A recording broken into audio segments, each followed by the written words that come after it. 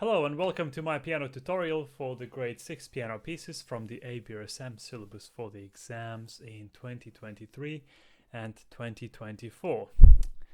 Now in today's video I'll talk about A3 Allegro from the Sonatina by Friedrich Kuhlau. Now in the main video I did share a few ideas about, balance, about phrasing, a bit of dynamics.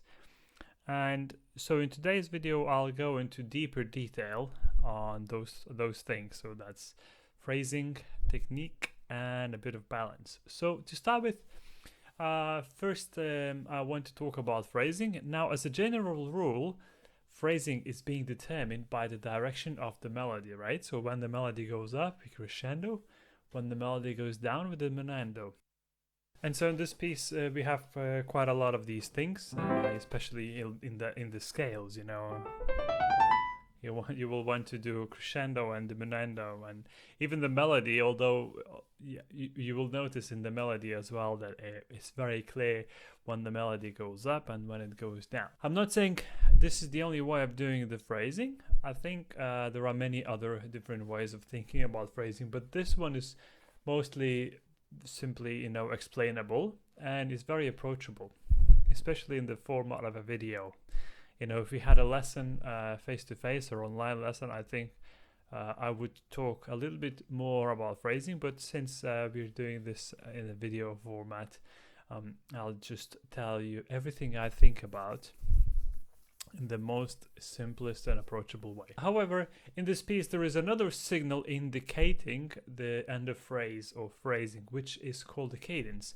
Now, a cadence is usually sound like something is coming to an end, and it's very easy to recognize. Something like, that sort of thing. And in harmony we call this dominant tonic. So let's just, I'll play this sonata, this sonatina, this allegro from the sonatina. I'll play this too, and I'll comment everything, what's going on in the phrasing as I'm doing this, okay? So it starts quiet, and immediately the melody starts to climb up. So we want to do crescendo, a little bit less. Now here, the melody goes like a snake, up and down, up and down. So we could do crescendo, diminuendo.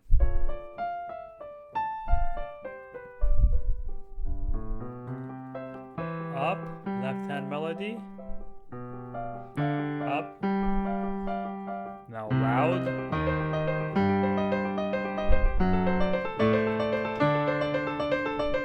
And now from here, we have a completely new way of seeing things, because it says piano and dolce. So dolce basically means sweet, okay? And we are now on bar 17. And so the melody climbs up and then starts to go down. So we want to crescendo, then diminuendo. Crescendo, big note.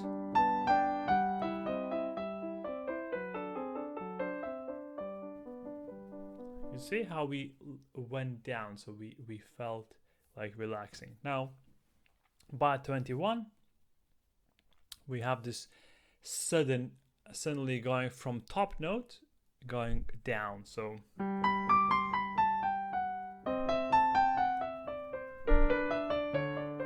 now, did you hear how I was gradually kind of going down, but then a little bit going up, going down, going up? So again, when the music goes down, we diminuendo. When it goes up, we crescendo.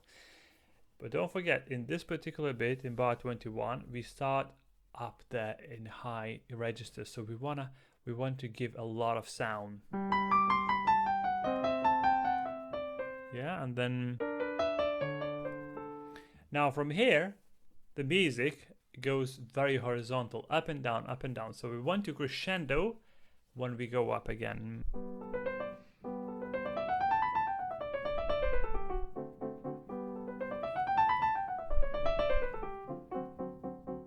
So we go up, down, up, up, down, up.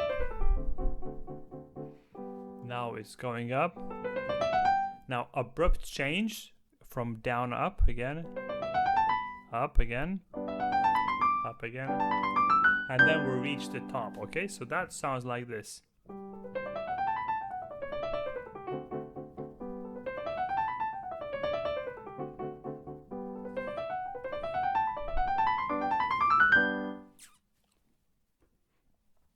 Now going further in music, we notice some slight slurring, slight changes. So again, very simple thing. Music goes down, a little relaxation. Music goes up, in steps. We want to put a bit of effort to it. So up, down, and again from down.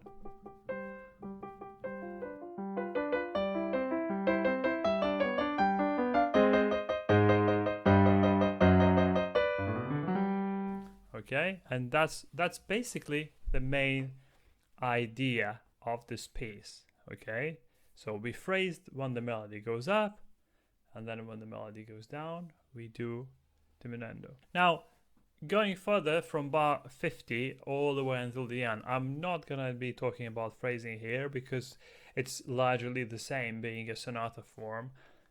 It's really pretty much largely the same. Maybe in a few different notes, but phrasing wise everything's the same.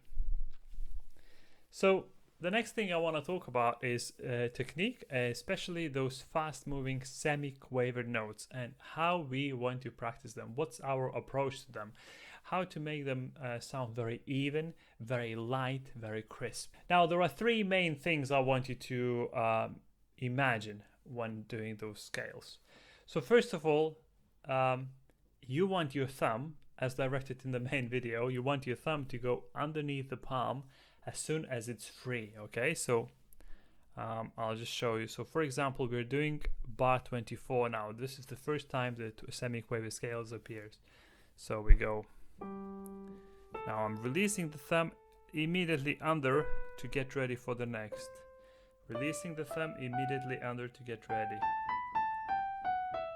Now when we go down, we want to angle our hand a little bit. And then immediately down. Yeah, so thumb immediately down, down. Yeah, underneath, underneath. You don't want to be playing with your thumb just straight. You don't want to be, you don't want your thumb to be waiting for the last moment, okay? You want your thumb to travel as you're traveling through the scale. That's the most efficient way of playing scales in general. So not just in this piece, but in general, you always have to think about the thumb, and you always have to think how you want your thumb to be as active as possible. So now, second thing you have to imagine and you have to think about is pretty much that your hand is being a brush, okay? So, like that. And you want to angle your wrist towards the direction that the music is going. So if the scale goes up, you want your wrist to push that way. If the music goes that way, if the line goes that way, you want it to angle like that. So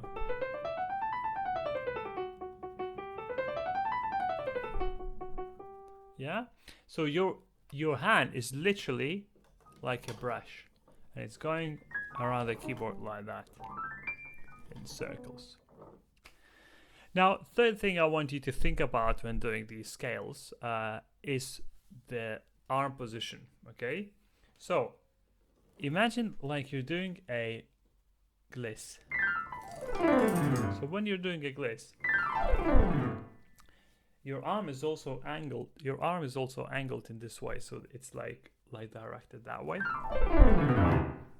So this kind of way of thinking and that position of the arm will help you to direct the wrist in the right position as well. So as you're going up the scale, you want the arm to pull your hand that way. So the pulling comes from here like that. it pulls. As you go down, you want the arm, this part, to push down. Okay, so it's almost like there is a rope attached to your arm here, and it's either pushing or pulling. So yeah.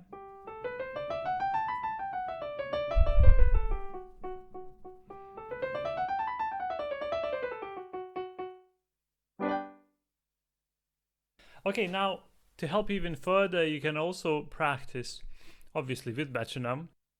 But what helps really is in those really fast scale passages, you want to practice with very deep and beautiful tone, very deep legato.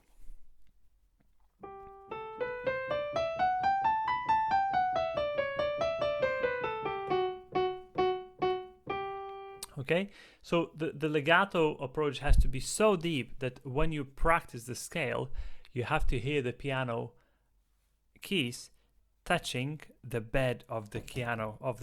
So the actual sound, you have to be able to hear this a little bit like that. Yeah, so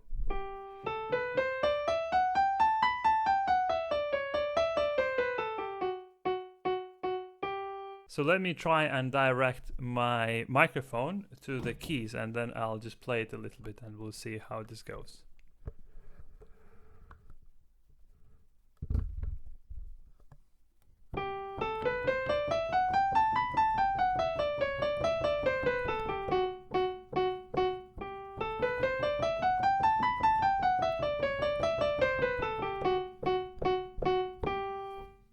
Yeah, so that's the sort of idea.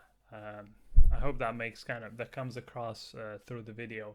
Now, the next thing we want to do is we want to exaggerate the phrasing in the right hand. Okay, so as the music goes up, you really want to do a huge crescendo.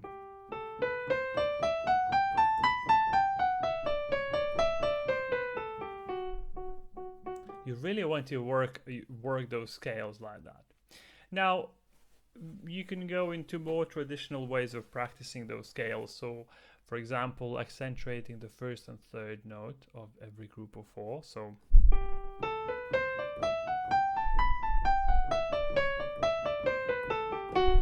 that's always very useful. You can also go for accentuating the second and fourth notes. So that's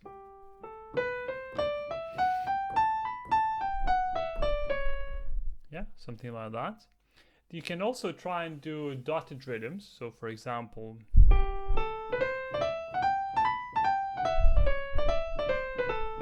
that's always very, very useful. You can also invert the dotted rhythms and make the second and fourth notes of the group of four long notes. So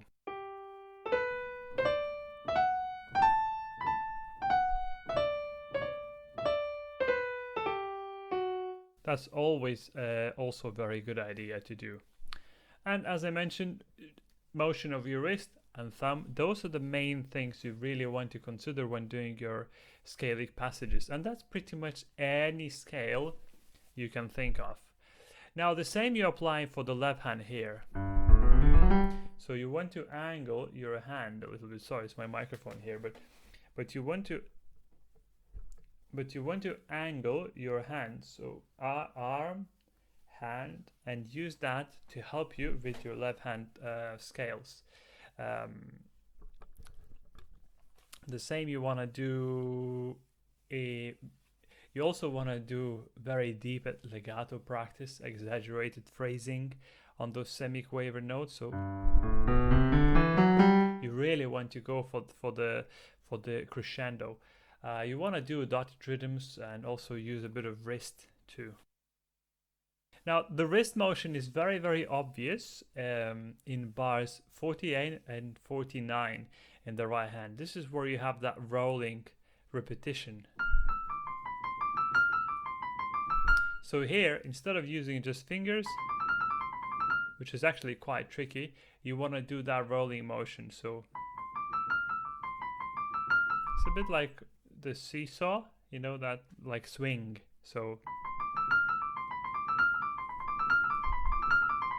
So if I play to you from bar 46,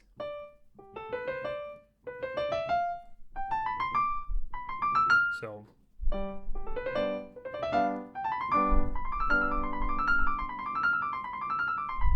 basically like that. So you want that motion. Last thing in this tutorial for this piece is really the balance. Now, the balance being mainly between the melody and accompaniment. Okay, so you don't want the accompaniment to overwhelm the melody wherever the melody is. Okay, so in this piece, most of the times the melody is based in the right hand and accompaniment is in the left hand. So I'd suggest practice the melody very deep, okay, while pretending to play the left hand. What I mean by pretending is you literally touch the key, press it down, but make no sound. And so do that, hands together, like this.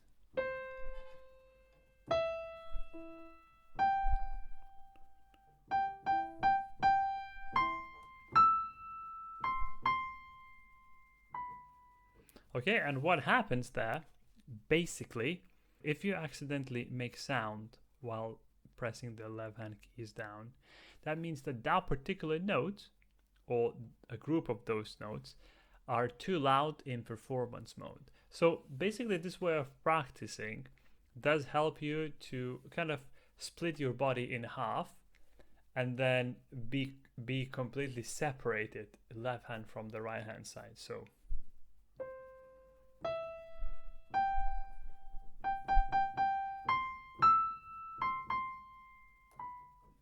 something like that. Now, in general, I can tell you to practice with metronome. I think that's the best thing to do with pieces like that. This piece is very straightforward. There's nothing too complicated. There's 2-3 techniques that are used in this piece, and which I've already mentioned. So that is semiquaver, balancing, and phrasing. Now, in terms of dynamics are very much written in already. So just make sure you do what's written. You know, if it says crescendo, do crescendo. If it's forte, do forte. If it's piano, it's piano. Decrescendo means opposite to crescendo. And so with that, I will finish this video tutorial for you. If you have any questions, do leave them in the comments down below. And you know, if you want to really have a big discussion on certain pieces, you know, you can also email me, and so we can then have a bit of a chat on what's going on. If you have any ideas on how to improve these videos, do share them as well in the comment section below, and make sure that you spread the word about these videos. I hope they're good, and I hope you are enjoying them. So that's it for today. Thanks for watching, and I'll see you in the next video.